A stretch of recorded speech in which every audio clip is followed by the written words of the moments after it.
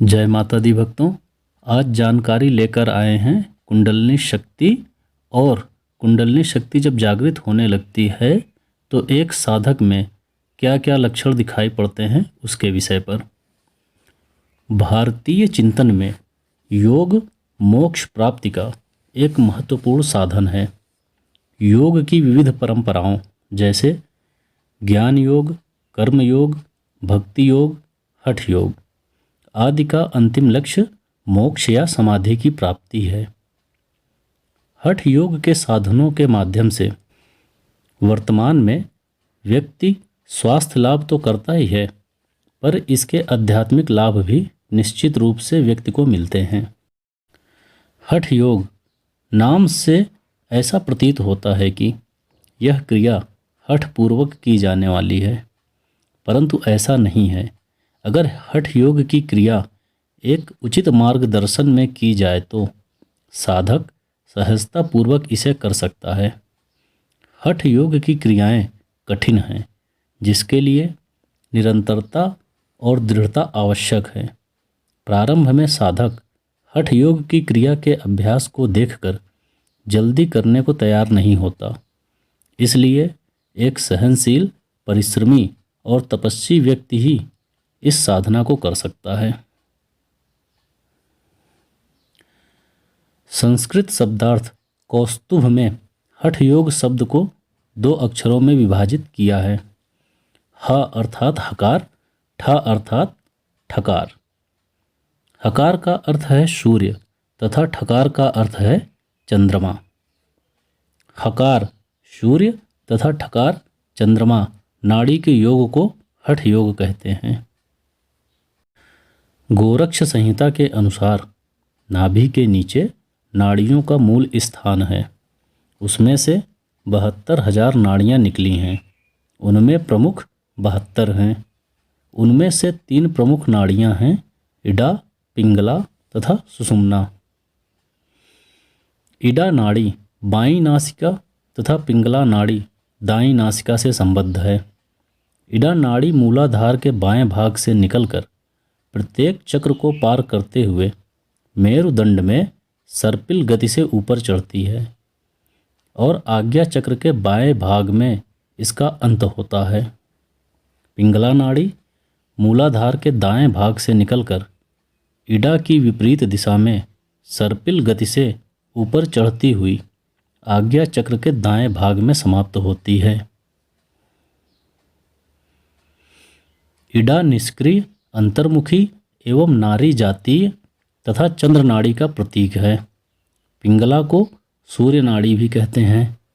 इन दोनों के बीच में सुषुम्ना नाड़ी है, जो मेरुदंड के केंद्र में स्थित आध्यात्मिक मार्ग है। इसका आरंभ मूलाधार चक्र तथा अंत सहस्रार में होता है। इसी सुषुम्ना नाड़ी के आरंभ बिंदु पर इसका मार्ग अवरुद्ध किए हुए कुंडलिनी शक्ति सोई पड़ी है।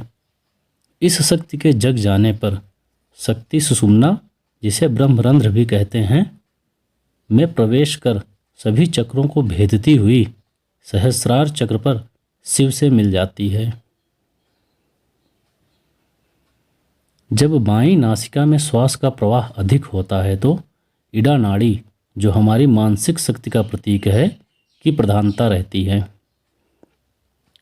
इसके विपरीत जब दाईं नासिका में श्वास का अधिक प्रवाह होता है तो यह शारीरिक शक्ति का परिचायक है तथा यह शरीर में ताप बहिर्मुखता को दर्शाता है। जब दोनों नासिकाओं में प्रवाह समान हो तो सुषुम्ना का प्राधान्य रहता है। इडा एवं पिंगला में संतुलन लाने के लिए शरीर को पहले षटकर्म, आसन, प्राणायाम, बंध तथा मुद्रा द्वारा शुद्ध करना होता है। जब इडा एवं पिंगला नाड़ियाँ शुद्ध तथा संतुलित हो जाती हैं तथा मन नियंत्रण में आ जाता है, सुषुम्ना नाड़ी प्रवाहित होने लगती है। योग में सफलता के लिए सुषुम्ना का प्रवाहित होना आवश्यक है। यदि पिंगला प्रवाहित हो रही है तो शरीर अशांत तथा अति सक्रियता बनी रहेगी। यदि इड़ा प्रवाहित हो रही है तो मन अति क्रियाशील और बेचैन रहता है। जब सुषुम्ना प्रवाहित होती है तब कुंडलिनी जागृत होकर चक्रों को भेदती हुई ऊपर की ओर चढ़ती है। कुंडलिनी शब्द संस्कृत के कुंडल शब्द से बना है, जिसका अर्थ होता है घुमावदार। मान्यता है कि कुंडलिनी शक्ति प्रत्येक व्यक्ति के मूलाधार चक्र में सर्प के समान कुंडलिनी मारकर सोई रहती है, जिसे हठ योग साधनाओं से जगाना होता है। कुंडलिनी जागरण की कला को अच्छी तरह समझने के लिए सबसे पहले हमें हठ योग के विषय में संक्षिप्त जानकारी प्राप्त करनी होगी। हठ योग योग का एक प्रमुख प्रकार है। हठ योग में हठ शब्द ह और ठ दो वर्णों के योग से बना है, जिसमें पहले का अर्थ सूर्य और दूसरे का चंद्र होता है। सूर्य और चंद्र के ऐक्य को ही हठ योग कहा जाता है।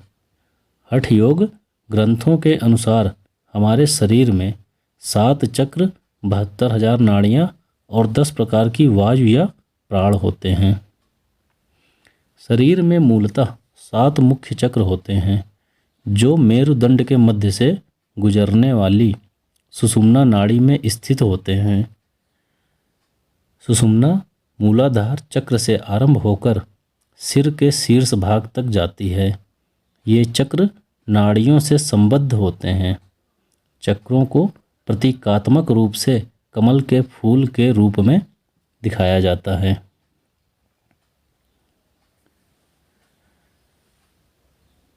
प्राण का अर्थ है जीवनी शक्ति। मनीषियों ने इस जीवनी शक्ति को स्थूल रूप में श्वास से संबद्ध माना है। श्वास के माध्यम से ही मनुष्य के शरीर में प्राण तथा जीवन का संचार होता है। मानव शरीर में 5 प्रकार की वायु या प्राण है: अपान, समान, प्राण, उदान और व्यान। अपान गुदा प्रदेश में स्थित है, समान नाभि प्रदेश में स्थित है, प्राण की स्थिति हृदय क्षेत्र में, उदान गले के क्षेत्र में स्थित है और व्यान पूरे शरीर में व्याप्त है। हठ योग ग्रंथों में प्राणायाम के अभ्यास की चर्चा की गई है। इनके अभ्यास से प्राण यानी ऊर्जा शक्ति पर नियंत्रण या नियमन संभव हो जाता है। प्राण वायु को अपान वायु में तथा अपान को प्राण वायु में हवन करने से भी कुंडलिनी शक्ति जागृत होकर सुषुम्ना के अंदर प्रवेश करती है और चक्रों का भेदन करती हुई सहस्रार चक्र में स्थित कराने में सहायक सिद्ध होती है। कुंडलिनी जागृत करने हेतु मुख्य प्राणायाम हैं सूर्यभेदी, उज्जाई, शीतली, भ्रामरी, मूर्छ, प्लाविनी, नाड़ी शोधन आदि हैं।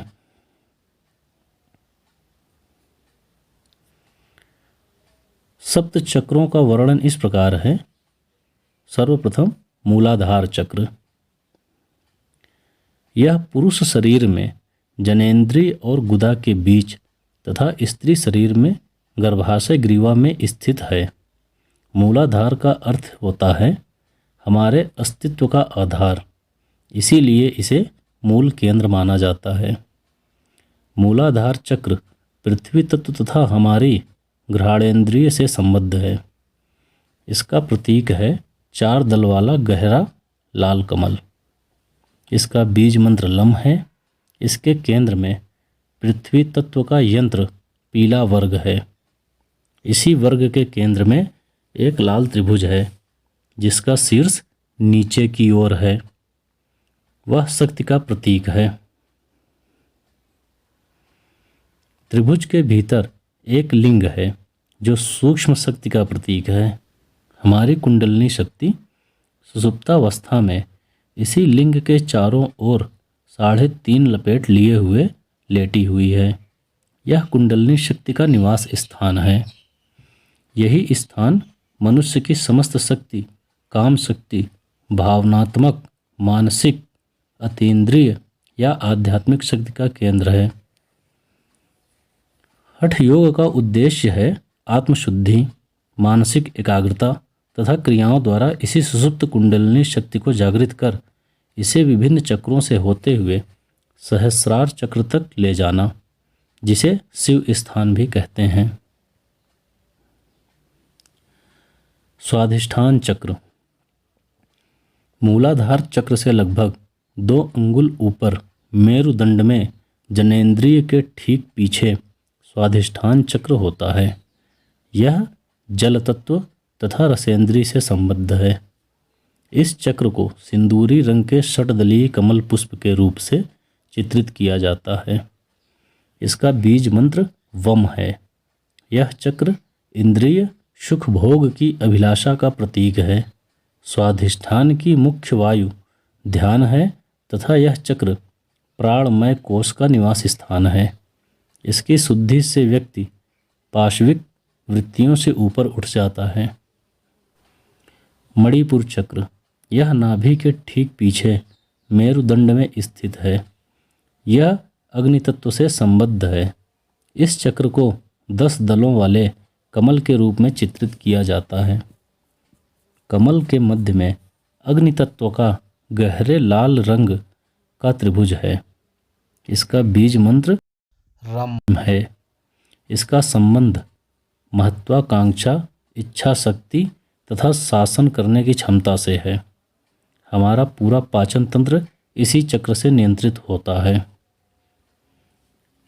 अनाहत चक्र वक्ष स्थल के केंद्र के पीछे मेरुदंड में अनाहत चक्र स्थित है। यह वायु और स्पर्श से संबद्ध है। कमल के केंद्र में एक षटकोणीय आकृति है। इसका बीज मंत्र यम है।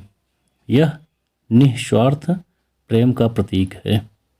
इस स्तर पर भाईचारे एवं सहनशीलता की भावना विकसित होने लगती है तथा सभी जीवों के प्रति निष्काम प्रेम का भाव रहता है। जब कुंडलिनी जागृत होकर अनाहत चक्र का भेदन करती है तो साधक दिव्य प्रेम से ओतप्रोत हो जाता है।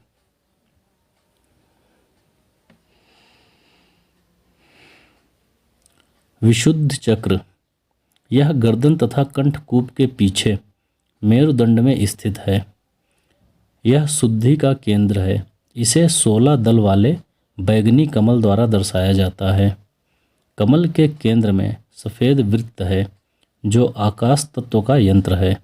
इसका बीज मंत्र हम है। विशुद्ध चक्र पर चेतना पहुँचने पर साधक में सही समझ तथा विवेक जागृत होता है। सत्य असत्य में अंतर करने की क्षमता बढ़ जाती है। यह शब्द से संबद्ध है। इस चक्र के जागृत होने पर साधक में नेतृत्व क्षमता विकसित हो जाती है। आज्ञा चक्र मध्य मस्तिष्क में भूमध्य के पीछे मेरुदंड के शीर्ष पर आज्ञा चक्र स्थित है। इस चक्र को तीसरा नेत्र, शिव नेत्र, ज्ञान चक्षु, त्रिवेणी आदि नाम से भी जाना जाता है। आज्ञा चक्र को चांदी के रंग के 2 पंखुड़ियों वाले कमल के रूप में दर्शाया जाता है।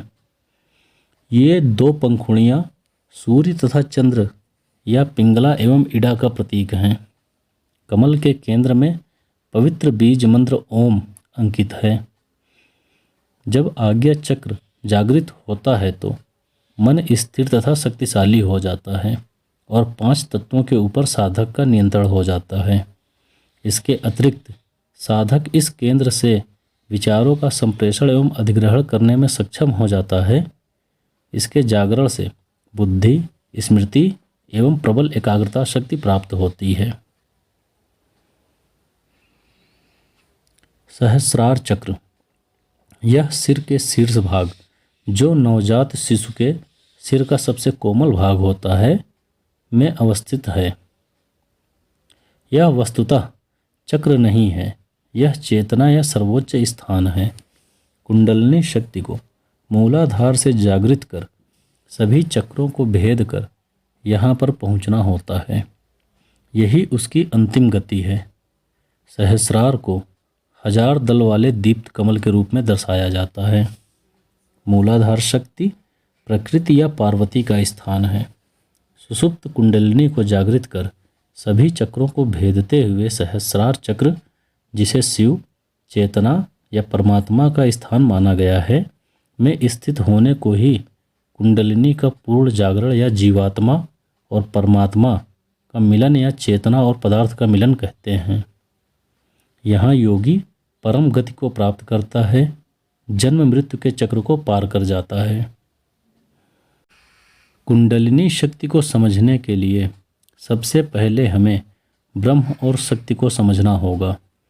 ब्रह्म सर्वशक्तिमान है, वो हर जगह विराजमान है और वो निर्विकार है, किंतु उसे मूढ़, अर्थ, अज्ञानी और गुमसुम बैठा रहने वाला भी कहा जाता है। किंतु सोचो कि अगर ब्रह्म ही जो हर जगह विराजमान है, जिसके बिना कुछ भी नहीं, अगर वो ही गुमसुम बैठा रहे तो सृष्टि का सृजन और उसका पालन कौन करेगा। इसीलिए ब्रह्म को जगाने की आवश्यकता होती है। इसी स्थिति को देखते हुए शक्ति अर्थात शिव ने मदद की। इसी शक्ति को या इस शक्ति के तत्व को ही कुंडलिनी कहा जाता है। ये शक्ति ब्रह्म को कार्य करने के लिए ऊर्जावान बनाकर कार्यशील बनाती है। कुंडलिनी शक्ति को दूसरे अर्थ में इस प्रकार समझ सकते हैं।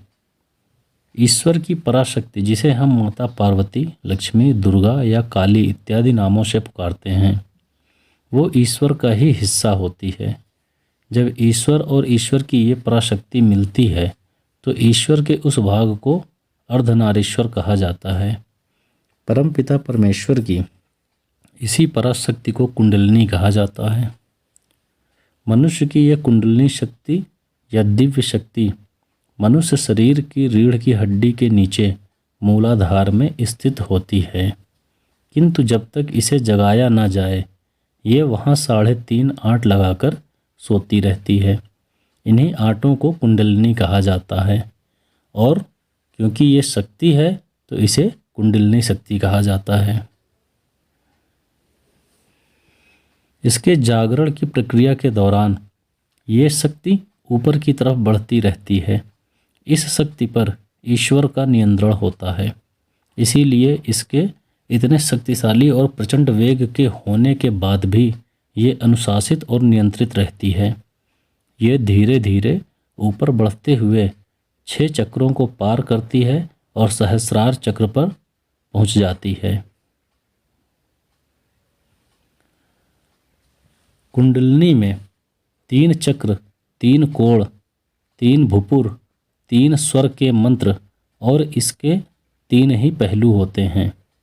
इसका कारण ये है कि इसमें तीनों ईश्वर, ब्रह्मा जिन्होंने सृष्टि को बनाया है, विष्णु जो सृष्टि का पालन करते हैं और महेश जो सृष्टि का संहार करते हैं, वे तीनों इसी कुंडलिनी में विराजमान हैं। इन्हें त्रिदेव भी कहा जाता है।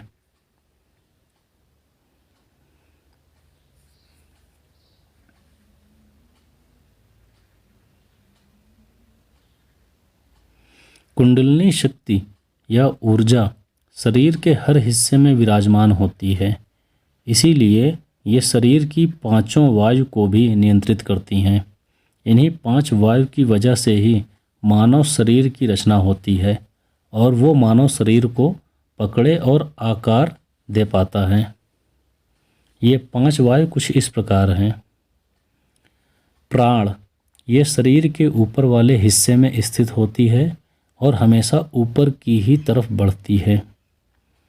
अपान, अपान शरीर के निचले हिस्से में स्थित है और ये हमेशा नीचे की ही तरफ अग्रसर रहती है।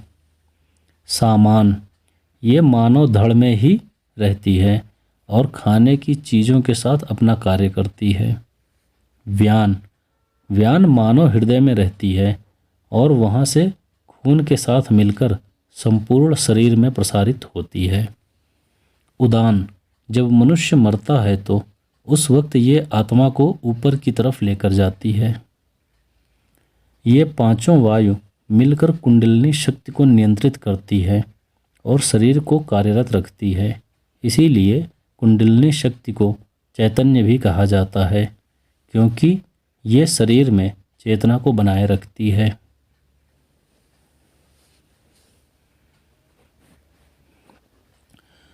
कुंडलिनी शक्ति को जगाने का सबसे अच्छा तरीका साधना या शक्तिपात है। अगर आप साधना के जरिए अपनी कुंडलिनी शक्ति को जागृत करना चाहते हैं तो उसके लिए आपको योग के मार्ग का अनुसरण करते हुए कर्म योग, भक्ति योग, हठ योग और गुरु कृपा योग को साधना पड़ता है।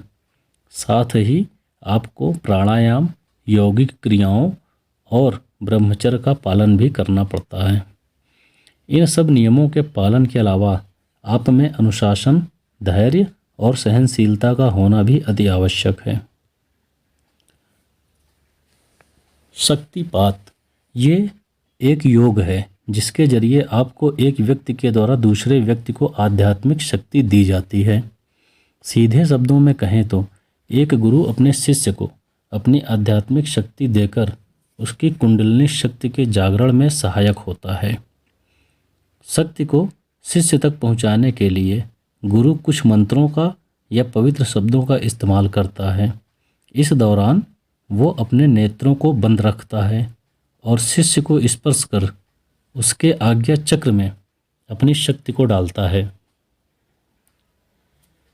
इस प्रकार गुरु अपने योग्य शिष्य पर अपनी कृपा दिखाता है। गुरु द्वारा दी गई शक्ति का प्रयोग कर शिष्य आसानी से अपने कुंडलिनी शक्ति को जागृत करने में सफल हो पाता है। कुंडलिनी शक्ति का जागरण मात्र आध्यात्मिक प्रगति से ही संभव है, जिसके सरल और सही मार्ग हैं साधना। तो आप साधना के जरिए ही अपनी कुंडलिनी शक्ति को जागृत करें, जिसके लिए आप साधना के मूलभूत तत्वों को जरूर ध्यान में रखें। ये मूलभूत तत्व आपके मार्ग को सरल बनाते हैं, किंतु जब गुरु द्वारा शक्तिपात किया जाता है तो इससे शिष्य के पास एकदम से अचानक आध्यात्मिक शक्ति आ जाती है और वो इस आनंदमयी अनुभव को जीने लगता है। इसके अलावा जब उसे सिर्फ गुणात्मक और संख्यात्मक स्तर में इजाफा कर उसे कुंडलिनी शक्ति को जागृत करने की दिशा में अग्रसर होना होता है, इससे साधक का विश्वास भी मजबूत होता है। कहा जाता है कि अगर कोई साधक भक्ति मार्ग के जरिए अपनी कुंडलिनी शक्ति को जागृत करता है तो उसका भाव जागृत होता है, और यदि वो ज्ञान मार्ग से कुंडलिनी शक्ति को जागृत करता है तो उससे उसे दिव्य ज्ञान की अनुभूति होती है। जब ध्यान साधना के दौरान आपको ये लक्षण नज़र आने लगे तो समझ लें कि आपकी कुंडलिनी शक्ति जागृत हो रही है।